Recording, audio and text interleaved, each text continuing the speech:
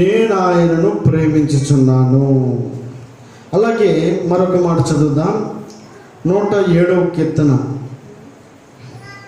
106వ కీర్తన 13వ వచనం. అయినను వారు ఆయన కార్యములను వెంటనే మరిచిపోయిరి, ఆయన ఆలోచన కొరకు కనిపెట్టుకొనలేకపోయిరి. ఇక్కడ చదవబడినటువంటి ఈ మాటల్లో ఉన్నటువంటి ఆలోచన మనం గమనిస్తే ఇద్దరు మనస్తత్వాలు కలిగినటువంటి మనుషులను మనం చూస్తూ ఉన్నాం. కొందరేమో దేవుని యొక్క కార్యాలని మర్చిపోయినటువంటి వారుగా ఉన్నారట. మరొక వ్యక్తి అంటున్న మాట ఏంటి? యెహోవా నా మొరను నా విన్నపములను ఆలకించి ఉన్నాడు, కాగా ప్రేమించుతూ ఉన్నాడు. విడిచిపెట్టాడా దేవుణ్ణి? దేవుని విడిచిపెట్టలా. ఎందుకు విడిచిపెట్టడం లేదు? ఎందుకు ఆయన్ని ప్రేమిస్తూ ఉన్నాడు? ఎందుకు ఆయన్ని కార్యాలను మర్చిపోకుండా జ్ఞాపకం చేసుకుంటూ ఉన్నాడు అని అంటే, యెహోవా నా మొరను నా విన్నపమును ఆలకించి ఉన్నాడు. దేవుడు ఆలకించాడు కనుక, దేవుడు తన కార్యాలను చేశాడు కనుక ఈ వ్యక్తి అంటున్న మాట ఏంటో తెలుసా? కాగా. ఎందుకట? దేవుడు తన యొక్క మాటలను విన్నాడు, తనకున్న బాధను విన్నాడు, తనకున్న కష్టాన్ని విన్నాడు కనుక ఇతడేమన్నాడు తెలుసా? నేను ఆయన్ని ప్రేమిస్తా ఉన్నాను. ఒక వ్యక్తి ఏమో ప్రేమిస్తా ఉన్నాను అంటా ఉంటే, మరొక జనాంగం ఏమంటుందో తెలుసా? అయినను వారు ఆయన కార్యములను వెంటనే మర్చిపోయిరి. ఒక వ్యక్తి ఏమో ప్రేమిస్తున్నాను, ఎందుకు? ఆయన నా మొర విన్నాడు, నా ప్రార్థన విన్నాడు, నా కష్టాన్ని విన్నాడు, నా బాధను విన్నాడు, నా శ్రమల్లో తోడుగా ఉన్నాడు అనేటువంటి కృతజ్ఞతా భావంతో చేసిన మేలును మర్చిపోయినటువంటి ఈ వ్యక్తి అట దేవుని ప్రేమిస్తా ఉన్నాను అంటా ఉన్నాడు. అక్కడ ఉన్నటువంటి మరొక జనాంగం ఏమంటుంది తెలుసా? అయినను ఆయన కార్యములను వెంటనే మర్చిపోయిరి. ఈ రాత్రి మనం జ్ఞాపకం చేసుకోవాల్సిన ఆలోచన ఏంటి అని అంటే, దేవుడు చేసిన మేలు ఏంటో జ్ఞాపకం చేసుకోవాలా, దేవుడు చేసిన కార్యం ఏంటో జ్ఞాపకం చేసుకోవాలా. జ్ఞాపకం చేసుకోకుండా మనం దేవుడు ప్రార్థించగలమా? ప్రార్థన చేయలేం. ఎప్పుడు ప్రార్థన చేయగలం? దేవుడు చేసిన మేలు జ్ఞాపకం ఉంటే ప్రార్థన చేయగలం, లేదు అని అంటే మర్చిపోతాం. అందుకే ఇక్కడ ఉన్నటువంటి ఈ ప్రజల పట్ల దేవుడు చేసిన మేళ్ళన్నిటిని అనుభవించారంట. కానీ అయినను అనే మాట ఎప్పుడు వాడతాం? కొన్నిసార్లు అంతా చేశారు, అయినా ఈ మనిషి మారలేదు. ఇన్ని చేశాను, అయినా ఆ వ్యక్తి అర్థం చేసుకోలేదు. ఇన్ని చేశాను, అయినా ఆ వ్యక్తికి గుర్తు లేదు. ఎప్పుడు వాడతాం ఆ పదం? అయినాను అనే పదం ఎప్పుడు వాడతాం? ఆల్రెడీ చేస్తుంటే, ఆల్రెడీ పొందుకొని ఉంటే, ఆల్రెడీ అవతల వ్యక్తి కోసం కష్టపడి ఉంటే అప్పుడు వాడతాం. అయినను నేను ఇంత శ్రమపడ్డా, ఇంత కష్టపడ్డాను, కానీ నన్ను అర్థం చేసుకునే వాళ్ళు లేరు. ఎప్పుడు వాడతాం? అయినా ఇంత శ్రమపడ్డా, ఇంత కష్టపడ్డా, ఇన్ని మేలు చేసినా అయినను అనే పదాన్ని వాడేది ఎప్పుడంటే, ఆ సందర్భంలో మేలు పొందుకున్న తర్వాత, మేలు అనుభవించిన తర్వాత, వాటిని జ్ఞాపకం చేసుకున్నటువంటి పరిస్థితుల్లో ఇన్ని చేసినప్పటికీ అయినా కూడా ఈ మనిషికి అర్థం కాలేదు, అయినా కూడా ఇతను అర్థం చేసుకోలేదు, అయినా కూడా ఇతను గుర్తించుకోలేదు అనే పదాన్ని మనం ఆ సందర్భంలో వాడతాం. అయితే ఇక్కడ రాయబడినటువంటి ఈ మాటను భక్తుడు జ్ఞాపకం చేస్తున్నటువంటి ఆలోచన మనం అలా అర్థం చేసుకోగలిగితే, అయినను ఆయన కార్యములను వెంటనే మర్చిపోయింది. అయినా అనే పదాన్ని వాడాడు అంటే, అంతకుముందు దేవుడు ఏదో మేలు చేశాడు, దేవుడు ఎన్నో కార్యాలు చేశాడు, ఎన్నో ఉపకారాలు వారి పట్ల జరిగించాడు. అన్ని జరిగించినప్పటికీ వారు ఆయన మర్చిపోయారట. కాబట్టి ఆ మరిచిపోయినటువంటి వారిని గురించి ఒకసారి జ్ఞాపకం చేసుకుంటే, దేవుడు ఏ ఏ పరిస్థితుల్లో వారికి తోడుగా ఉన్నాడో, ఏ ఏ పరిస్థితుల్లో వారిని కాపాడాడో, ఏ ఏ పరిస్థితుల్లో వారికి తోడుగా ఉన్నాడో ఒకసారి మనం ఆలోచన చేసినట్లయితే, అక్కడ అంటాడు, అదే 6వ కీర్తనలోనే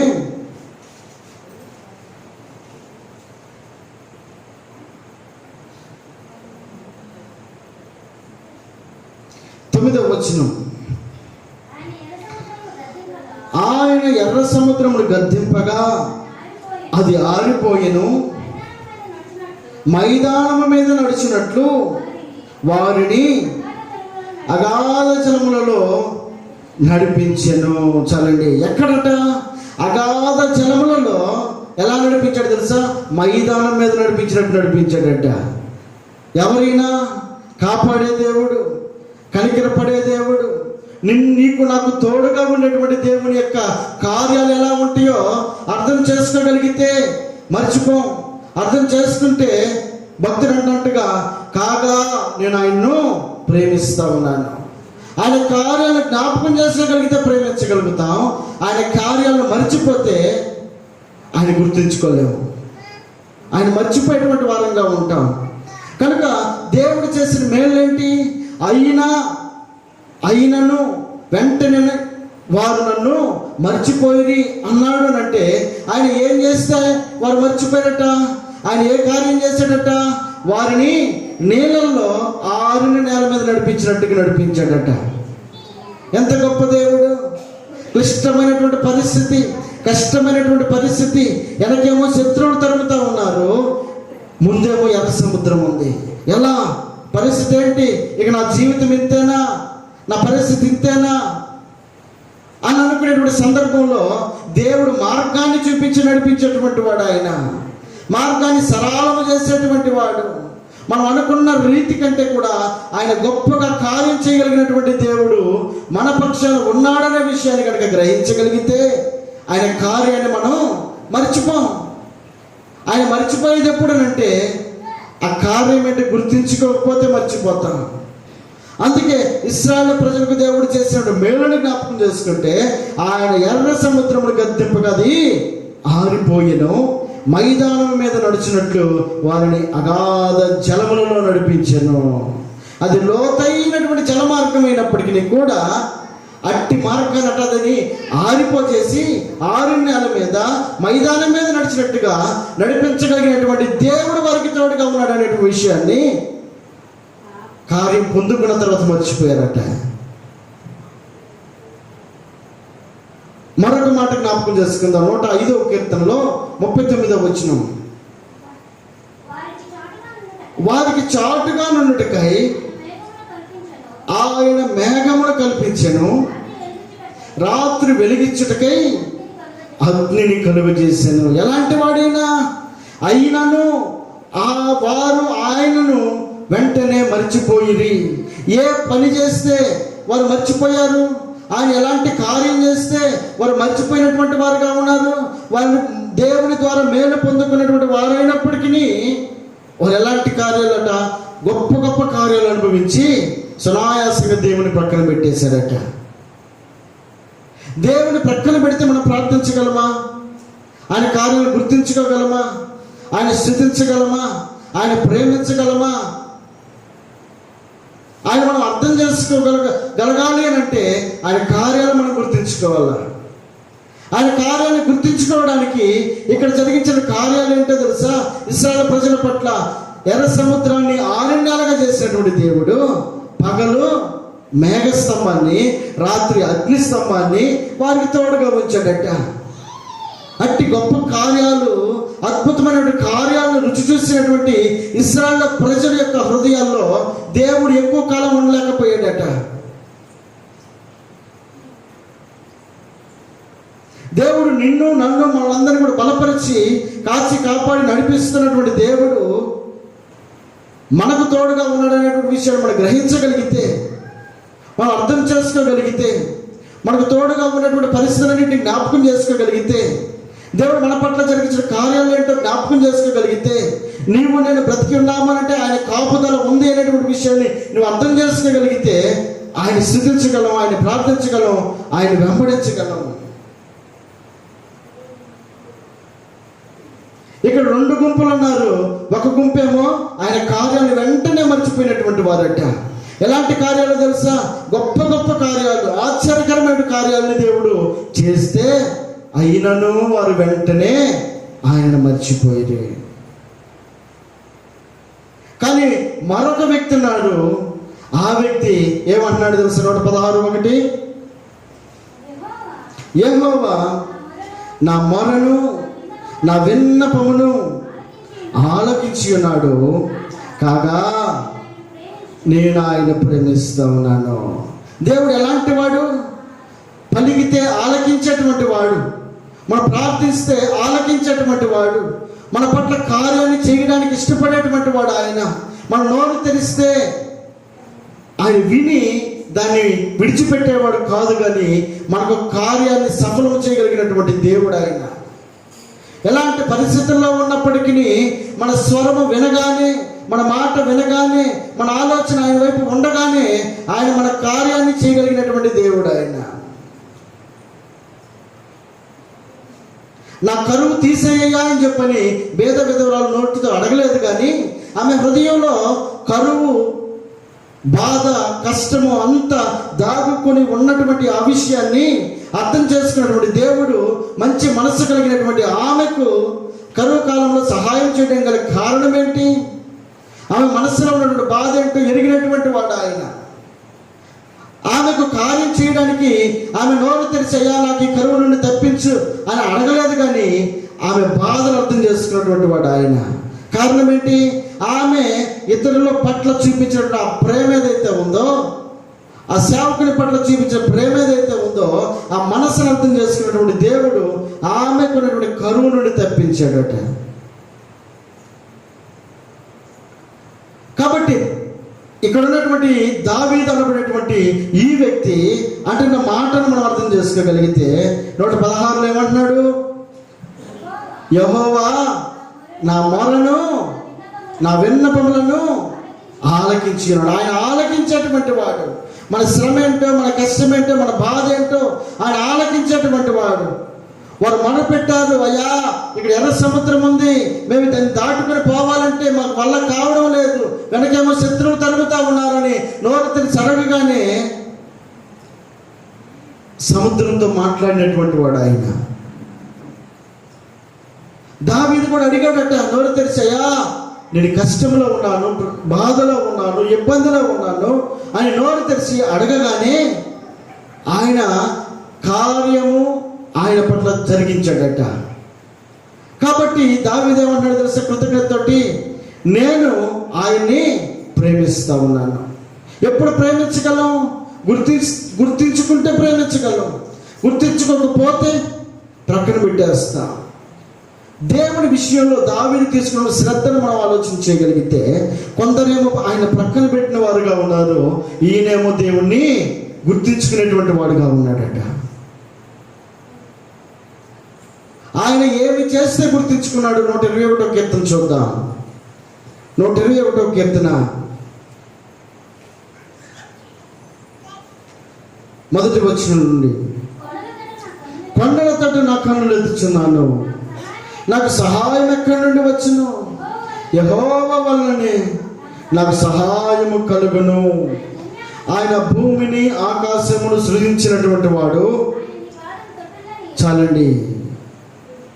దావీదు దేవుని ప్రేమిస్తూ ఉన్నాడు. ఎట్టి పరిస్థితుల్లో ప్రేమిస్తూ ఉన్నాడు. దావీదు కొండల తట్టు కన్నులెత్తి చూస్తే దేవుడు దావీదుకు ఉన్నటువంటి క్లిష్ట పరిస్థితుల్లో, కష్ట పరిస్థితుల్లో దేవుడు తోడుగా ఉన్నాడట. యెహోవా వల్లనే నాకు సహాయం కలుగును. ఎవరి వలన? దేవుని వలన మాత్రమే సహాయం కలుగుతుంది. దేవుని వలన మాత్రమే నా కార్యం సఫలమవుతుంది అని ఆధారపడినటువంటి దావీదు జీవితంలో దేవుడు చేసిన మేలన్నిటినీ అనుభవించి నా మొరను విన్నాడు కాబట్టి నేను నిన్ను ప్రేమిస్తా ఉన్నాను అని అంటా ఉన్నాడు. అంటే దావీదుకు దేవుడు ఆయన కార్యాలను చేసినటువంటి వాడుగా ఉన్నాడు. అంత మాత్రమే కాదు, ఇప్పుడు అంటా ఉన్నాడు దావీదు, అయ్యా నా జీవితంలో జరిగిన మేలులు, నా జీవితంలో నేను అనుభవించినటువంటి ఈ యొక్క మేలును మీరు కూడా అనుభవించాలి, మీరు కూడా తెలుసుకోవాలి అని తన ప్రక్కన ఉన్నటువంటి వారికి చెప్పినట్లుగా మాట్లాడుతూ ఉన్నాడు. చదువుదాం 3వ వచనం నుండి. ఆయన నీ ప్రాధాన్ని తొట్టిల్లు. ఎవరికి చెప్తా ఉన్నాడు తెలుసా? తన ప్రక్కన ఉన్నటువంటి వారికి తెలియపరుస్తూ ఉన్నాడు. నేను ఆయన దగ్గరికి వెళ్తే నా కార్యాన్ని సఫలం చేశాడు. నేను ఆయనకు మొర పెడితే ఆయన నా మొరను విన్నాడు. కాబట్టి నేను కొండల తట్టు ఆయన వైపు చూస్తే నాకున్నటువంటి సమస్యలన్నింటినీ కూడా తప్పించినటువంటి దేవుడు నాకు తోడుగా ఉన్నాడు. నాకు తోడుగా ఉన్నటువంటి దేవుడు నీకు కూడా తోడుగా ఉండాలి అని ఆ ప్రక్కన ఉన్నటువంటి వారికి జ్ఞాపకం చేస్తూ ఉన్నాడు. ఆయన నీ పాదమును తొట్టిల్లనియ్యడు, నిన్ను కాపాడువాడు కునుకడు. ఇశ్రాయేలును కాపాడువాడు కునుకడు, నిద్రపోడు. యెహోవాయే నిన్ను కాపాడువాడు. అయ్యా, నన్ను కాపాడినవాడు నిన్ను కూడా కాపాడుతాడు.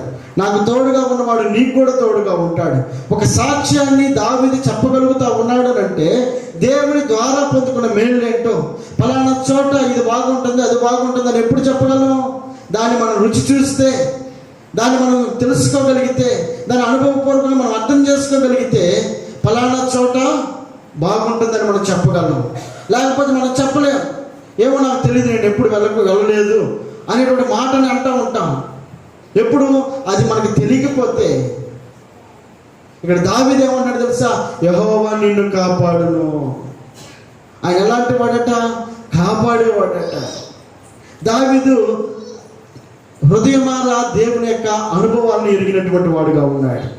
దేవుని యొక్క గొప్పతనాన్ని తెలుసుకున్నటువంటి వాడుగా ఉన్నాడు. దేవుని యొక్క మేలును పొందుకున్నటువంటి వాడుగా ఉన్నాడు. నేను పొందుకుంటే ఇతరులకు చెప్పగలను, నేను పొందుకోలేకపోతే నాకు తెలియదు అనే మాట నా నోట రావడం తప్ప నేనేది చేయలేను.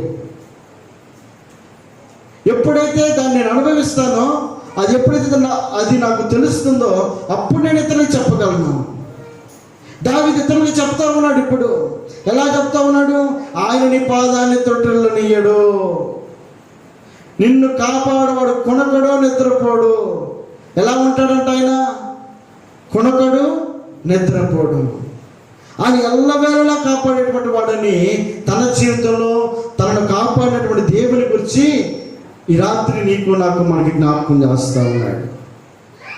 దీని స్తోత్రం చెల్లిద్దాం. హల్లెలూయా, హల్లెలూయా. అంత మాత్రమే కాదు, ఆయన అంటాడు 5వ వచనంలో, యెహోవాయే నిన్ను కాపాడువాడు, నిన్ను నీ కుడి పక్కనను యెహోవా నీకు నీడగా ఉండును. పగలు ఎండ దెబ్బ అయినను నీకు తగలదు, రాత్రి వెన్నెల దెబ్బ అయినను నీకు తగలదు. చాలండి. ఎవరికి పగలు ఎండ దెబ్బ తగలకుండా, రాత్రి వెన్నెల దెబ్బ తగలకుండా కాపాడినటువంటి వాడు ఎవరు? ఇశ్రాయేలు ప్రజలు కాపాడినటువంటి దేవుడు ఎవరు? కానీ ఇశ్రాయేలు ప్రజలేమో మర్చిపోయారు. దావీదేమో గుర్తించుకుంటా ఉన్నాడు. రాత్రి అగ్నిస్తంభమును, పగలు మేఘస్తంభమును, రాత్రి అగ్నిస్తంభమును ఉంచి నడిపించినటువంటి దేవుణ్ణి ఇశ్రాయేలు ప్రజలేమో మర్చిపోయారట. దావీదు అంటా ఉన్నాడు, ఆయన తన అనుభవంలో జ్ఞాపకం చేసుకుంటా ఉన్నాడు. పగలు ఎండ దెబ్బ అయినను నీకు తగలదు, రాత్రి వెన్నెల దెబ్బ అయినను నీకు తగలదు. ఎందుకు? యెహోవాయే నిన్ను కాపాడువాడు కనుక. మనుషుల యొక్క కాపుదల ఎన్ని రోజులు ఉంటుంది? మనుషుల యొక్క మంచితనం ఎన్ని రోజులు ఉంటుంది? కానీ దేవుడు యొక్క కాపుదల నీకు తోడుగా ఉంటే అది ఎల్లవేళలా ఉంటుంది. అది కనుక నువ్వు కోరుకోగలిగితే, ఆ సహాయాన్ని కనుక నువ్వు కనుక కోరుకోగలిగితే, దావీదు అంటా ఉన్నాడు, మొదటి వచనంలో ఏమంటాడు? కొండల తట్టు నాకు కన్నులు ఎదుర్చున్నాను, నాకు సహాయం ఎక్కడి నుంచి వచ్చును? మనుషుల నుంచి కాదు, నా అనేటువంటి వారి నుంచి కాదు, తెలిసిన వారి నుండి కాదు. ఆయన అంటాడు కదా, యెహోవా వలన నాకు సహాయం కలుగును. ఆయన వల్ల కనుక సహాయం కలిగితే, ఆయన వల్ల కనుక మేలు కలిగితే, ఆయన వల్ల కనుక ఆశీర్వాదం వస్తే అది ఎన్నటికీ కూడా ఉంటుంది. ఆయనే కనుక కాపాడితే అది ఎల్లకాలం ఉంటుంది. ఆయనే కనుక తోడుగా ఉంటే ఆయన ఎప్పటికీ నిన్ను కాపాడేవాడుగా ఉంటాడు. కాబట్టి కాబట్టి ఆధారపడాల్సినటువంటి దేవుని యొక్క కార్యాలను మనం గుర్తించుకోగలిగితే, ఆయన చేసిన మేలును జ్ఞాపకం చేసుకోగలిగితే ఆయన మనకు తోడుగా ఉండగలుగుతాడు. ఆయన అంటాడు కదా 7వ వచనంలో, ఏ అపాయమును రాకుండా యెహోవా నిన్ను కాపాడును. ఆయన నీ ప్రాణమును కాపాడు. ఎవరు కాపాడగలరు? యెహోవాయే నిన్ను కాపాడును. మనం కాపాడగలిగినటువంటి దేవుని యొక్క కార్యాలు మనం కనుక గుర్తించుకోగలిగితే తర్వాత జరగబోయేటువంటి మేలును మనం పొందుకోగలుగుతాం.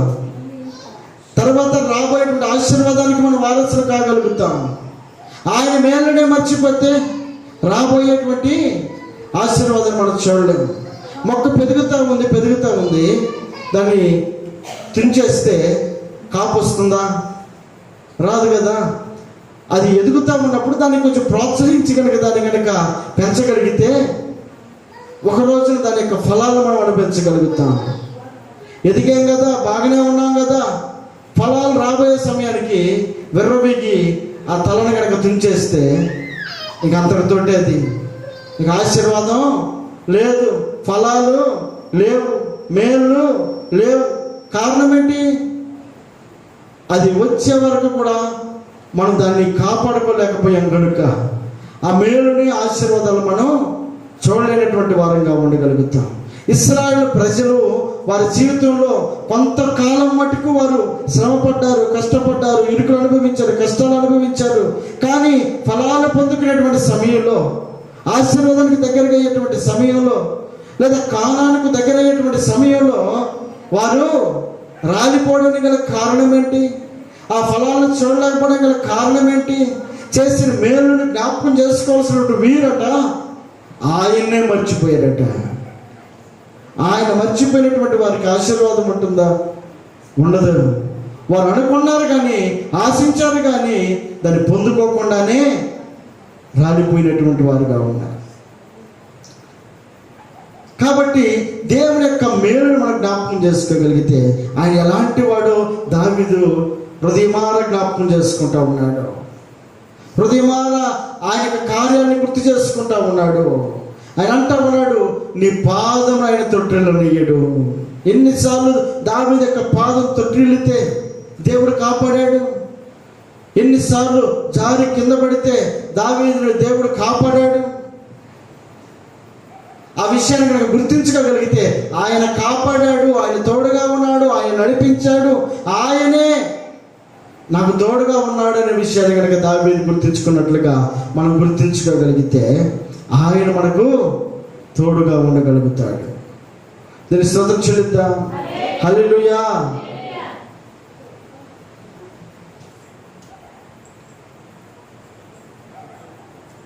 అపాయం కూడా మనకు రాకుండా కాపాడగలిగినటువంటి దేవుడు అనే విషయాన్ని దావీదు గుర్తించుకున్నట్లుగా మనం గుర్తించుకోగలిగితే ఆయన మనకు తోడుగా ఉండగలుగుతాడు.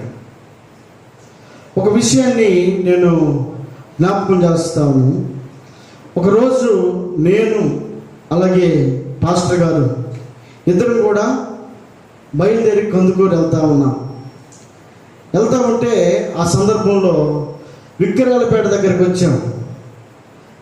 విక్రాలపేట దగ్గరికి వచ్చేసరికి ఖచ్చితంగా ఆ టర్నింగ్ ఉన్న దగ్గరికి వచ్చేసరికి 2 బర్రెలు పరిగెత్తుకుంటూ వచ్చాయి.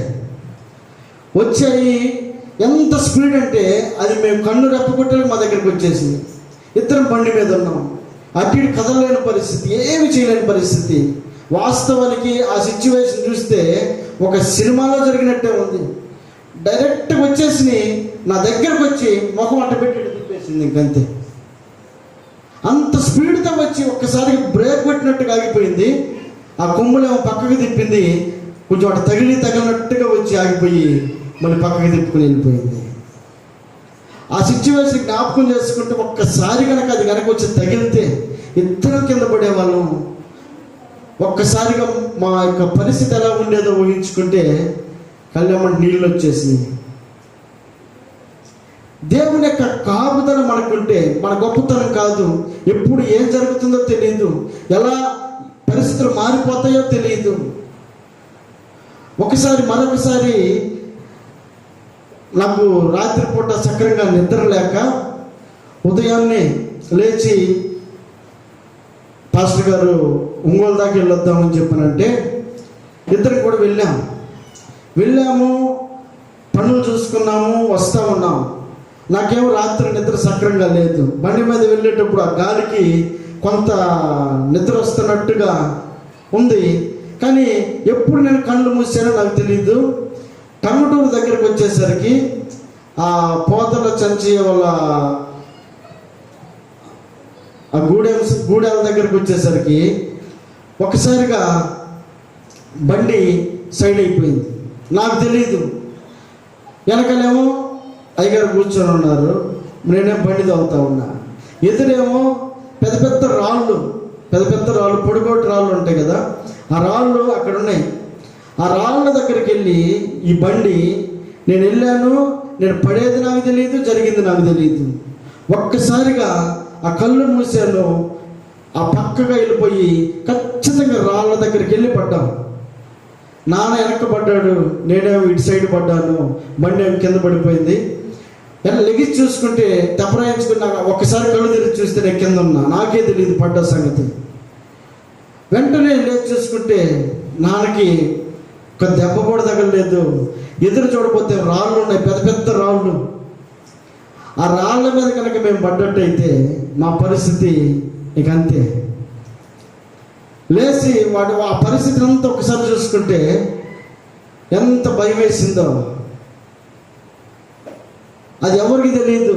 కామగా లేచి వచ్చి ఇంటికి వచ్చి మా పనులు మేము చేసుకున్నాం. కానీ నేనైతే చాలా బాధపడ్డా. ఎందుకంటే పెద్ద ఆయన ఎక్కించుకున్నాను, జాగ్రత్తగా వెళ్ళాల్సిన బాధ్యత నాది. కానీ అనుకోని పరిస్థితుల్లో తెలియకుండా జరిగినటువంటి పరిస్థితిని బట్టి ఒకవేళ ఏదైనా జరిగి ఉంటే ఎట్లా ఉండేదో అని చెప్పని చాలా బాధపడ్డా. పరిస్థితులు మనకి ఎదురవుతాయి, కానీ ఆ పరిస్థితులని తప్పించగలిగినటువంటి దేవుని మీద కనుక మనం ఆధారపడగలిగితే, దేవుని కనుక మనం గుర్తించుకోగలిగితే, దేవుని కార్యాలను కనుక మనం జ్ఞాపకం చేసుకోగలిగితే, దేవుని మేలును కనుక మనం గుర్తించుకోగలిగితే, ఆయన మనకు జరగబోయేటువంటి మేలులను నీ కొరకు నా కొరకు రిలీజ్ చేస్తాడు. జరగబోయేటువంటి కార్యాలను ఆయన సఫలం చేస్తాడు.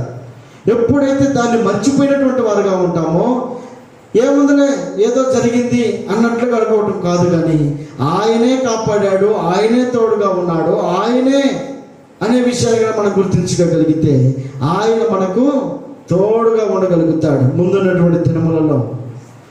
కాబట్టి ఇశ్రాయేలు ప్రజల యొక్క జీవితంలో అయినను వారు వెంటనే ఆయన కార్యములను మర్చిపోయి ఏం సాధించారు? మర్చిపోయారు, బాగానే ఉంది, మా శక్తి వలన బలం వలన మా బలం వలన జరిగిందని చెప్పని ఒకవేళ అనుకుండొచ్చు. ఒకవేళ ఆ విధంగా అనుకుని వారు మర్చిపోయి ఉండొచ్చేమో. మర్చిపోయి ఏం సాధించారు? ఏమి సాధించలేదు. వారు చేరాల్సిన గమ్యస్థానానికి చేరకుండానే మిగిలిపోయిన వారుగా ఉన్నారు. దావీదైతే జ్ఞాపకం చేస్తూ ఉన్నాడు తన జీవితంలో జరిగిన మేలు ఏంటో. కాగా నేను ఆయన్ను ప్రేమిస్తున్నాను. ఎందుకు ప్రేమిస్తున్నాడట దావీదు? ఎందుకు దేవుని మీద ఆధారపడతా ఉన్నాడట అని మనం ఆలోచన చేస్తే ఆయన అంటాడు, నేను కొండల తట్టు కన్నులు ఎత్తి చూస్తే ఆయన నాకు తోడుగా ఉన్నాడు, నాకు సహాయం చేసినటువంటి వాడు ఆయన, నా కార్యాన్ని సఫలం చేసిన వాడు ఆయన, నన్ను కాపాడిన వాడు ఆయన. ఆయన ఆయన ఇశ్రాయేలు కాపాడవాడు, కునుకడు, నిద్రపోడు. యెహోవాయే నిన్ను కాపాడవాడు, నీ కుడి పక్కన యెహోవా నీకు తోడుగా ఉండును.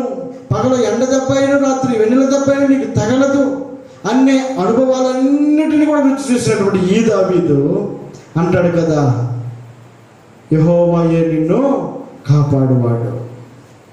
ఆయన పొందుకున్నాడు. ఆ పొందుకున్న మేలునట మరొకరికి చెప్తా ఉన్నాడట.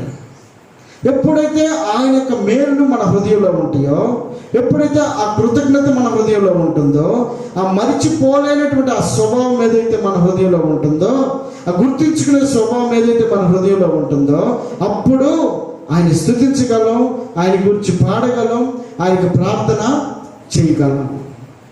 ఆయన కార్యాలను మర్చిపోతే మనలో ప్రార్థన ఉండదు, భక్తి ఉండదు, అలాగే దేవుణ్ణి స్తుతించే అనుభవం కూడా ఉండదు.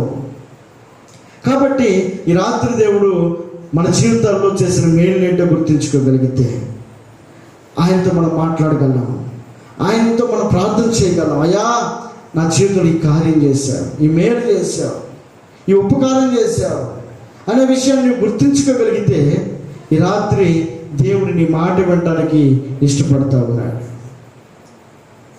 ప్రతి ఒక్కరు కళ్ళు మూసుకుందాం, ప్రార్థన చేసుకుందాం. దావీదైతే దేవునికి మొరపెట్టాడట. ఎలా మొరపెట్టాడు? కొండల తట్టు నా కన్నులు ఎత్తుచున్నాను, నాకు సహాయం ఎక్కడి నుంచి వచ్చును. ఎక్కడెక్కడికో ఏవేవో ఆలోచనలు చేశాడు, కానీ ఆయనకు తెలిసింది యెహోవా వలననే నాకు సహాయం కలుగును. ఆయనే నా కార్యాన్ని సఫలం చేయగలిగిన వాడు, ఆయనే నా మాటలు వినగలిగినటువంటి వాడు, ఆయనే నాకు తోడుగా ఉండగలిగినటువంటి వాడు, పగలు ఎండ దెబ్బ నుండి రాత్రి వెన్నెల దెబ్బ నుండి కాపాడగలిగిన వాడు ఆయనే.